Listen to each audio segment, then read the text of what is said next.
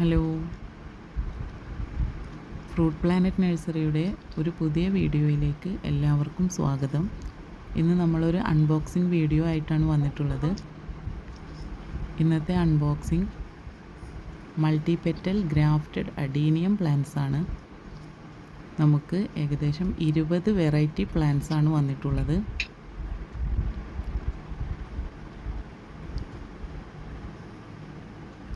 നമ്മളത് 5 പ്ലാന്റ് വീതമുള്ള കോംബോ ആയിട്ടാണ് കൊടുക്കുന്നത്.